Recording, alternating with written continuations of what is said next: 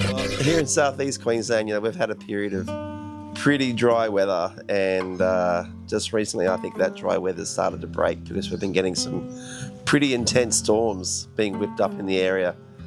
One of which I think is about to hit us because I can hear the thunder rolling, And it's a funny thing about storms, isn't it? Because when you see a storm approaching, you can't help but feel just that little bit of anxiety, a little bit of fear as it starts to approach. And then if the storm does actually hit, it can really get whipped up. Pretty heavy winds and lots of rain and really loud thunder and bright lightning, and you can't help just but feel overwhelmed by God's majesty at that time. But the thing about storms is that the disciples, they experienced quite a few storms in their life. One of which was actually a physical storm that happened to them when they were on the Sea of Galilee. They were on their boat in the middle of the Sea of Galilee, and the storm whipped up, and the waves started crashing over them, and they were starting to get pretty scared. And I can only imagine how scary it was. It was like, well, what do we do? Do we jump out of the boat? Because if we jump out of the boat, we might drown. Or do we stay in the boat? Because if we stay in the boat, the boat might capsize and we might drown. It's like, well, we can't win because we're going to die. And then over in the distance, of course, they saw Jesus walking to them, and they thought he was a ghost, because it was like, well, who is this person walking to us? He's walking on the water.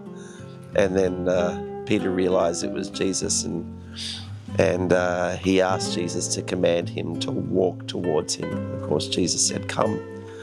And as long as Peter kept his eye on Jesus, he could walk on that water, and he was walking towards Jesus. But of course, sometimes the wind can blow real hard and the rain can come down really hard, and quite often it's, as it was with Peter, it's easy to take your eye off Jesus. And of course, what happens?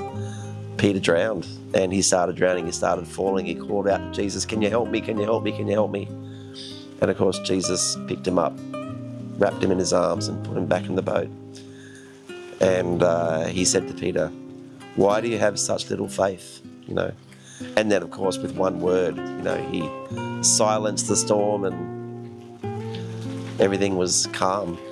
And the analogy I want to talk to you about today is that boat, because we live in that boat, and that boat can get pretty rocky from time to time. It can get rocky with work and family and pressures of life, and we can see storms approaching and we can get pretty anxious about it. And then when we're in the middle of a storm, sometimes we just don't know what to do. And of course, but Jesus tells us, hey, keep your eye on me. I'm right here.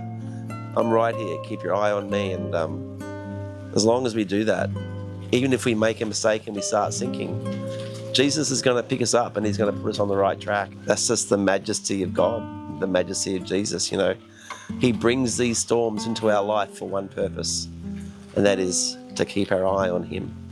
And that's what we need to remember. Just keep your eye on Jesus. There's the thunder. So keep your eye on Jesus.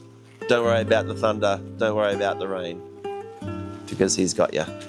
See ya.